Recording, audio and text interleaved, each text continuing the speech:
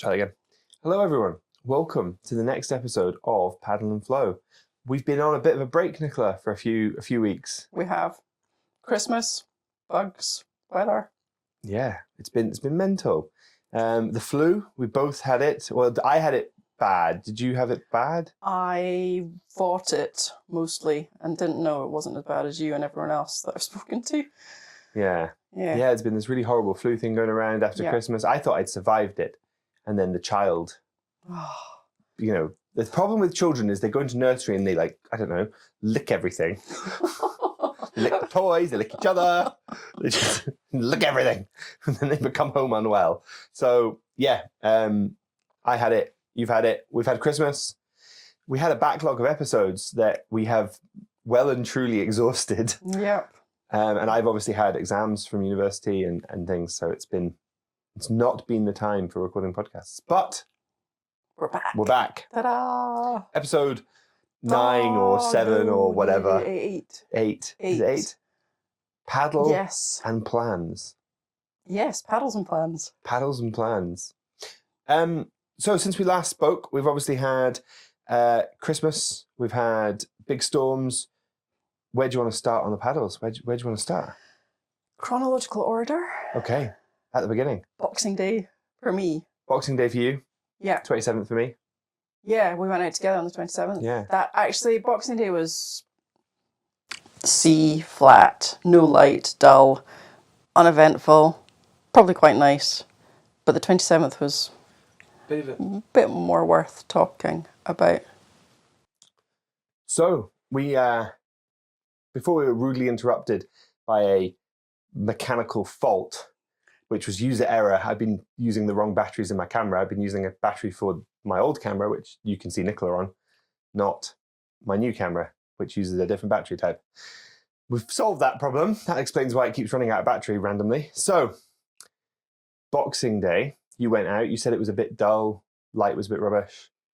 Yeah, it was just no light, flat, light, dull. You know, the kind of thing where it doesn't get light all day. Yes. Everything's just grey. When you're skiing, that's when you can't see what you're doing. Well, when I kind of just flat paddling nonsense. Couldn't see what I was doing. Couldn't see what you're doing paddling. No You interesting can't. wildlife. It's really quiet on the sea. No, I don't think there was even a seal that day. Yeah, just quiet. And then the 27th. That was a good day. What a day. So I picked you up on my van and we went for an adventure. Da-da-da. Including my sister. On a paddleboard. Paddleboard, yeah. I know. But she didn't really paddle with us. What did we do? What did we get up to? We paddled out to the Bass Rock and around the Bass Rock. And you did some fishing. I did. It wasn't very productive. No. And I was going to say touched a boy, but that doesn't sound very good. But a submechanophobia. Submechanophobia, the fear of under the water or objects on the water? Objects in and on the water. So continuing my quest to get over my fear.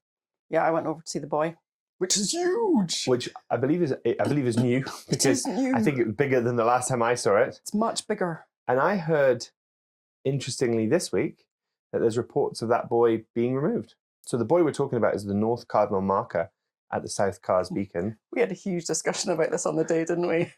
I don't know if I filmed any of that. Going round in circles. Because you thought it was so it sits on the south side of the Forth. Yes. But because it's a North Cardinal marker, it marks the safe water to the north. It means the safe water is north of the marker buoy. But you and I just... But it's called the South Car Buoy, and you kept mentioning North. I'm like, no, it's not the North Car. The North Car's in Fife. Yeah. Right. Anyway. South Cars Beacon, North Cardinal buoy. But they're moving it. They're taking it away.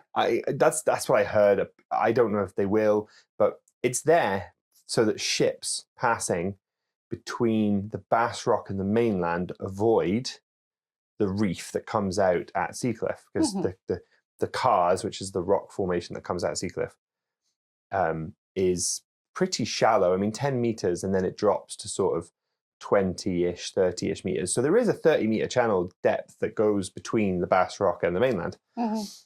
and there's notes on all the Admiralty charts that say laden tankers should pass on the far side of the Bass Rock. Yeah. But the North Cardinal Buoy was put there for unladen tankers and other large but not massive vessels. Yep. And for recreational users, I suppose, as well, and just for everyone that's going around there to know that there is a reef there. But then apparently there's reports of if it goes again, if it sinks again, because it sank in Storm Arwen, it got blown away and sank. Babette, not Arwen, sorry. But in Arwen it moved quite drastically, but in Babette it sank, yes.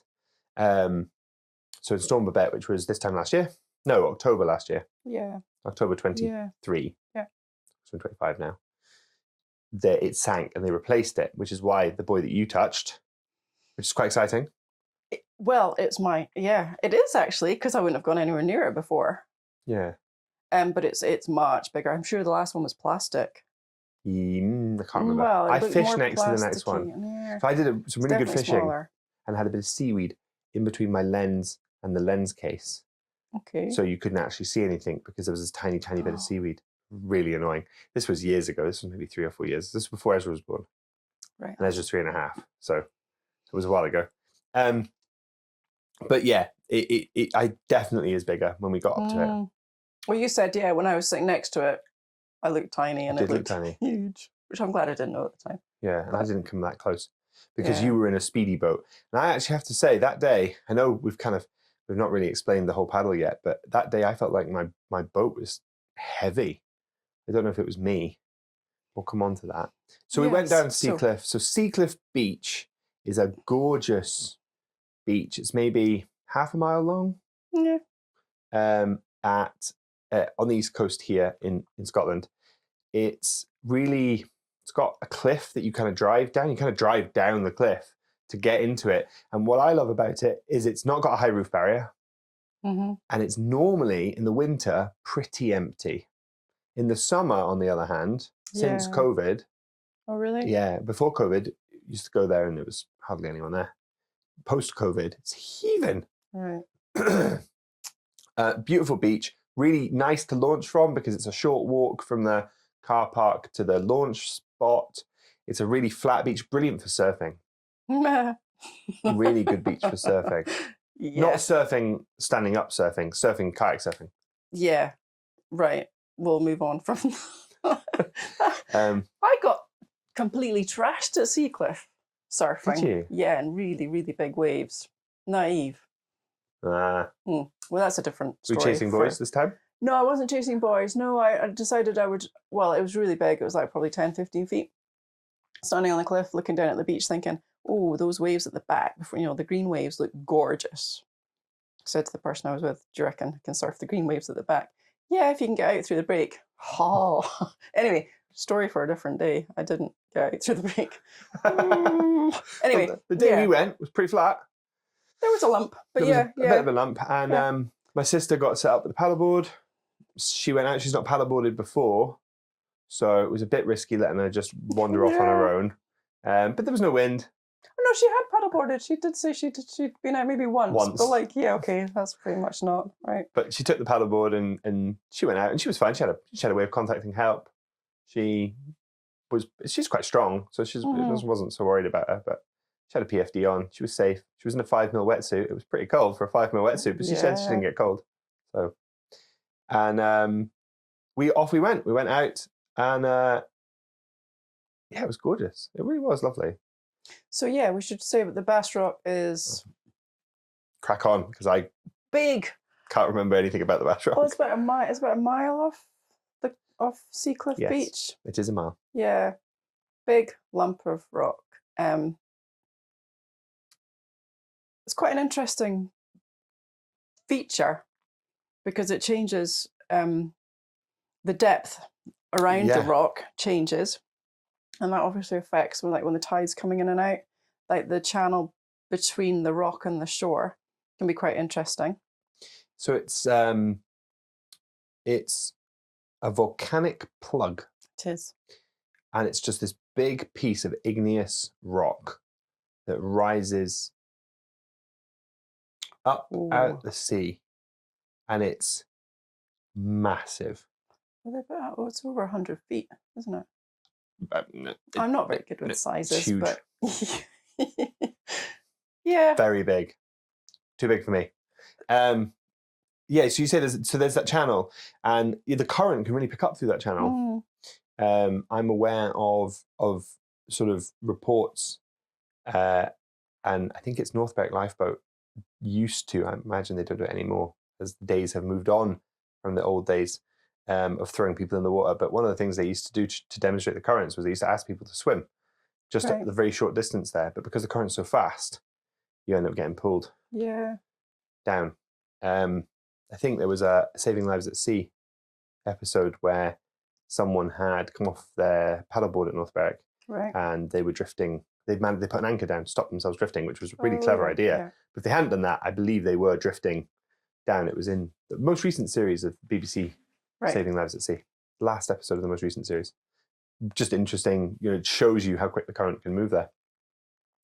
We went out on a ebbing tide. We were at low tide, I remember that.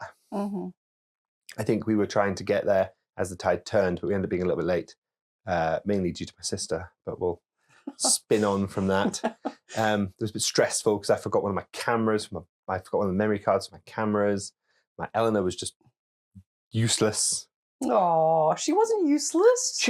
She made us the most delicious hot chocolate upon our return. Upon our return, yes. I was going to get there. Okay, I'm sorry. So it was useless at the start. And useless at packing everything up. She did make nice hot chocolates. That was about where she was a prime. I'm keeping hot chocolates were the prime. Sibling rivalry. Yeah. Anyway, yeah. So it's quite choppy in there, and then when you get up to the Bass Rock, you kind of start to, depending on which way the current's going, whether it's flooding or ebbing, you'll start drifting around it in a direction, whether it's clockwise or anti-clockwise. And when you get round to the back, the current, the depth massively changes. So you talked about the depth change already. So I'm aware you don't like the depth. And when we were out, you were quite upset about me even mentioning the depth. But it rises up to about 8 meters. So the edge of the rock is about 8 meters. So this side is 8 meters. This the beach side. Yeah. As you come round the back, there's a sort of shelf that tails off to at least. I got 48.5 was the lowest reading I saw on the sounder. That's what the chart says. And I mean, and that chart's obviously from the lowest low. That's what that's written at. Yeah. And we were on a spring tide. So no, we were on a neap tide. It was neap. Yeah. A neap low. Yeah. So, but it was 48 was the lowest I saw, and it just kind of crashes away. I don't need to know that. And then as you come round, as you continue round the back, depending on which way the current's flowing, you start to get these sort of eddies and overfalls form. The last time I was there, which is what we were going to talk about on the podcast, is the last time I was there, I got this huge fear response from the sheer size of the rock. I've not been scared on the water for years. I mean, when I first started paddling out to Craigleith Island to fish, just a lovely place to fish, I used to get scared if the sounder read sort of 20 meters. My would sort of heart rate would start to increase. My hands would get a bit sweaty.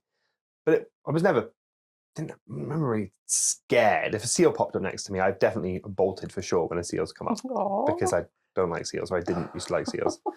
But I got really sweaty. This day I was out with Russell, and I made a video about it on my YouTube channel, which you'll link because you're doing the descriptions. You're good at those. Yep.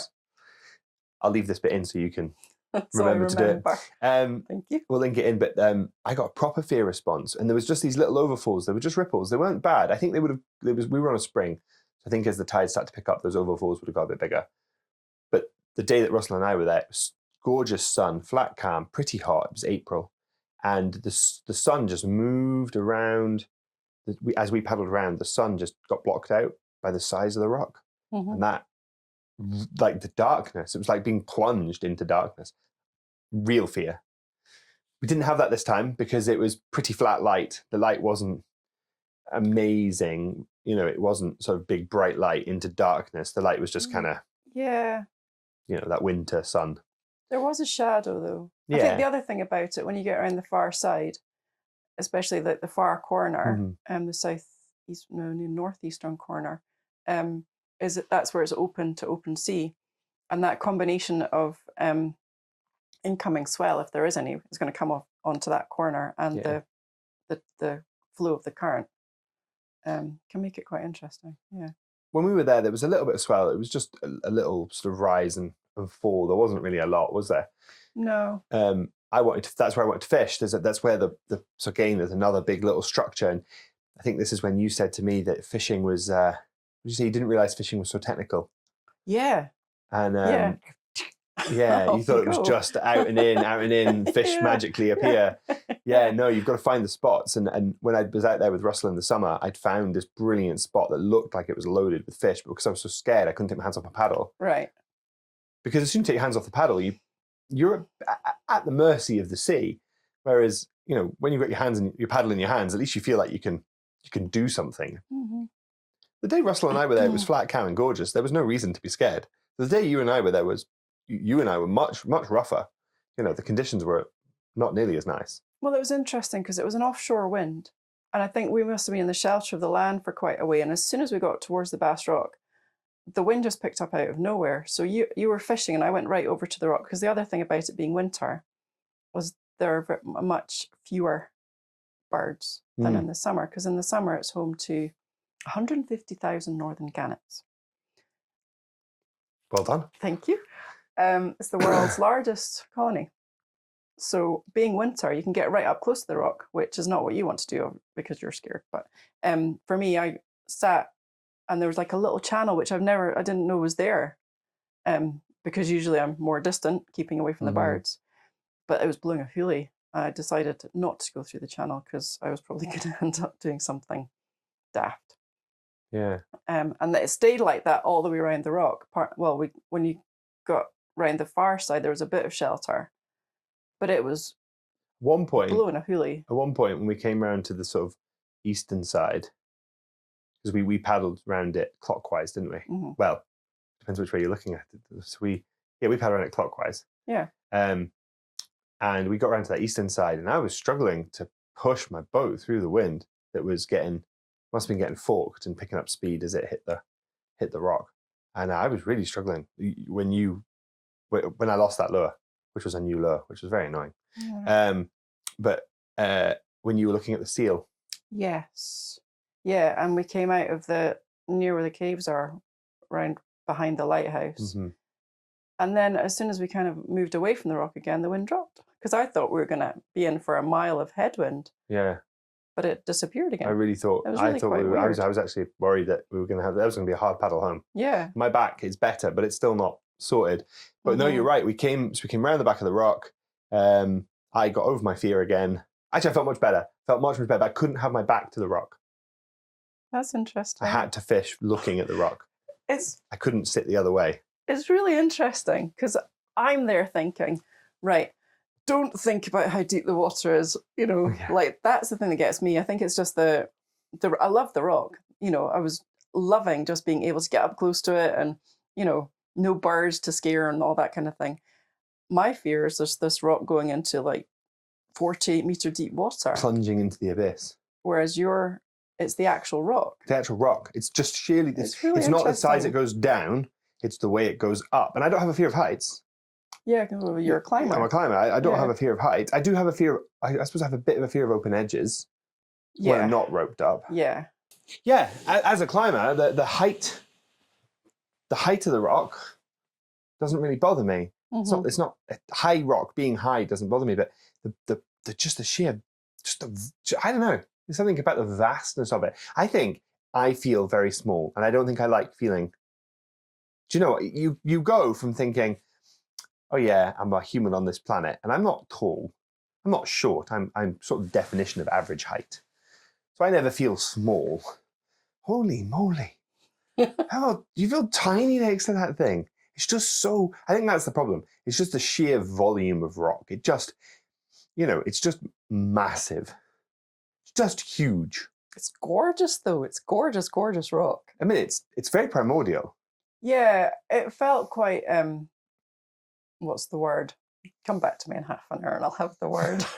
I felt quite moved actually, because usually I've only ever been there in the summer and you have to picture it's just noisy, smelly. The gannets are wonderful, it's just like a cloud of gannets in the sky. Vortex. Yeah, there's swirling and diving, and there are little puffins and guillemots, and it's just a hive of activity. So to go there in winter was really, really special because it's just there were these little purple. What are they? Purple sandpipers? Is that right? Yes. And they were like, I don't know if you've seen that Pixar film, little short called The Birds, where the birds are kind of, you have to look it up. These little birds are like basically telling each other off and chattering, and that's what these birds were doing. They were just sitting there squabbling at each other, and it was just delightful, where you can't get that close in the summer. I'm repeating myself here, but yeah. Yeah, it just felt completely magical. And then we had the seal. Yeah. Did you send that picture to the... I did. I reported it to the British Marine Divers Association. Yeah. Yeah, they have a forum. Mammal. Yeah. Yes, those people. Did they get back to you? No. Oh. So we came across the seal. Well, Nicola came across the seal while I was fishing, and you said to me, just to warn you, it's a bit gruesome. I think that was the word you used. I've got the clip somewhere on my computer there. I might cut in. I probably won't cut in the clip of the seal, but I might cut in your words. It's fair to say the seal had an incident with either a shark, an orca, or more likely, a boat. The cuts were, it was clean. 2 straight line cuts. Across its body. Its head was missing? no longer there. Yes. I don't think its tail was there either. To be honest, I didn't look at it for too long. No, its tail was there, and its these flippers were there. It was quite, it was pretty cool to see that, it was flippers up close. What are those called? Are they just flippers? Yes. You said cool to see the flippers. Yeah, the dead seals. Oh, because you could get right close to it. I mean, yeah, because usually you can't. And it didn't smell. I was quite surprised. No, I think it would look pretty fresh. It was pink. Yeah. Its insides were pink. Not, yeah. Yeah, it was really sad though. Quite dead. But, yeah. What can you do? It's a boat strike. I mean, who knows what boat it was? I mean, probably a fishing boat, but that's just. No idea. It wasn't a particularly big seal either. Do you know? No. But then it was hard to tell because it was, missing bits of it and hanging vertically in the water. I think the reason the marine people didn't get back was because it's in the water. Yeah. There's nothing they can. They only respond if animals are on shore. Yeah. Body recovery on land. But worth letting them know. Yeah, definitely. Especially if it's a pattern and and there's more of them. But yeah, so we saw the seal, quite sad, and then we just kind of headed for shore really via the. I went via a fishing spot which didn't have any fish. It's winter. It's not really any fish around. I wasn't really expecting to catch anything, but again, you thought it was just a case of dropping a line in the water, and this is where our conversation about social media is going to be really important because people think that you just catch fish. Instagram. We do. Yeah. And like you say, it's winter. There are no fish, and I'm thinking, it's the sea. Where do they go? Yeah. But would you believe it? They go to warmer water. I can believe it. Not the birds have done water. That. They go to a water temperature that is more stable. Right. Well, so they go deeper. Sensible. Tend to go deeper. So because the surface temperature the day we were out was 10 degrees, according to my thermometer on my sounder.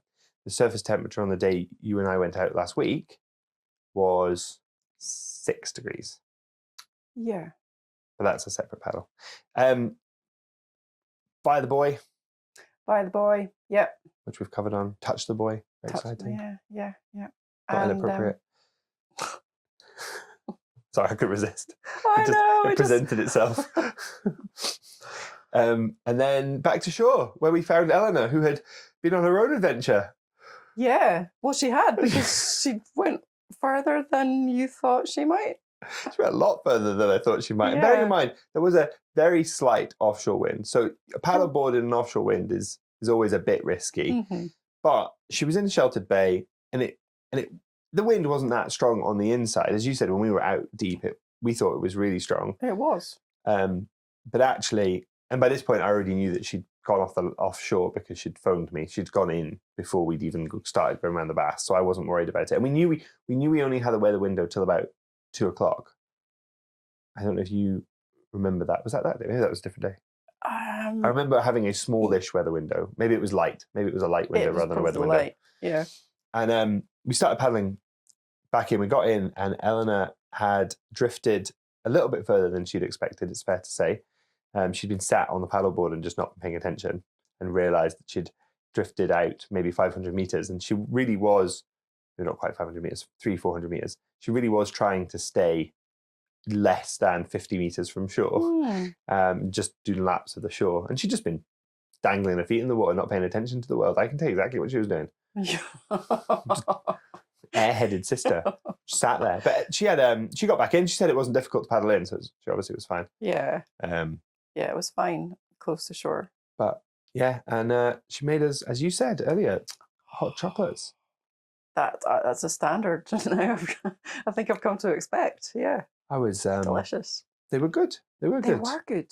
We had the van, so we had my van. My van has a stove in it, so we set the stove up. So we had a slight panic about missing. What do we think we were missing? The matches to light the stove. You maybe missed that bit because we forgot to pick up the lighter. But I keep spare matches in the van, so got the stove lit. Got the hot chocolates on, marshmallows, cream. Yeah. It was good because I was frozen sitting on that far side of the rock. I was absolutely frozen, so that was bliss. And I got stuck in my dry suit again because I really am just a little bit too fat for my dry suit. Christmas fatness. Need to lose it. Bass Rock 27th. That sums up that paddle. It was really cool. It was brilliant paddle. Yeah. Yeah. And we might have recorded some chatter, even though we spent most of the paddle in different places. We spent most of the paddle in different places, but we did record some chatter. I've got both of that. I've got that chatter. I've got you. I've got me. I've got some video footage. I've got one angle from sort of behind me, so you can kind of see Nicola, and it's a new angle that I've been trying on the map. It's an old angle that I've returned to try on the kayak. So I've got all that footage. It's quite a big edit, and I haven't touched it because I've had exams and stuff. Yeah. But I might throw in a couple of clips for this podcast. I might not. It depends on how much energy I have, and I will. But we have that footage there, so we will do something with that. But I don't know when. It's quite a big job. It's a holiday. It's when I've got weeks annual leave job to edit. Well, yeah, we were quite on the water for quite a long time. We've got 3.5 hours of audio. Okay. And a lot of it is just and probably me singing Christmas carols. I'm going to try and find you singing the Christmas carols. I'm going to look for those and put those in. Right. I think that sums up that paddle. Yeah. Yeah. Brilliant. If you get the chance to paddle around Bass Rock, do it. Yeah. It's terrifying. Only because the water's deep. Only because the water's deep and the rock's really high. I mean, we've not really got a choice, have we? You just stay close to shore, you'll be fine. And I talk about, I really want to paddle in I really want to paddle the Falls of Laura at some point. Mm-hmm. But then that goes into Loch Etive. Loch Etive is one of the deepest. It's not the deepest because obviously Loch Lomond is, but not Loch Lomond, Loch Ness. But it's one of the deepest lochs that we have. I mean, it drops to 100 and something plus meters in the middle of Loch Etive. I'll not be going in the middle. But you could do it when it's flowing the other way. Yeah, that's true. I hadn't thought of that. I was more just talking about really good spur dog fishing in there in Loch Etive. Yeah. It's a conversation for a different day. I think we should stop there, Nicola, and then do a part 2 where we talk about the rest of our paddles. I think that's a really good one part, and that's one episode recorded. Ta-da! And then we can record 2 episodes in a day. Well, depending how much time we have. Yeah. That was our paddle around the Bass Rock. That sums up the first part of this summary of the last few weeks and some chat about our plans for 2025. Thank you very much for listening. I hope you enjoyed it, and I hope you join us for part 2. Nicola, do you want to add anything? Do I have to do the finger pointing as well? No, I just do it. It's just a habit. Watch, comment nicely. When I'm teaching, I teach with my hand. Right. I don't teach with my finger, but because my hand blocks my face, I've realised that I started pointing when I was doing the podcast. Right. Anyway, yeah. Thanks for watching. Thanks for listening, and we'll see you in part 2. Happy paddling. Yay. Is that what we're supposed to say? Yes. Happy paddling. Brilliant. Stay upright.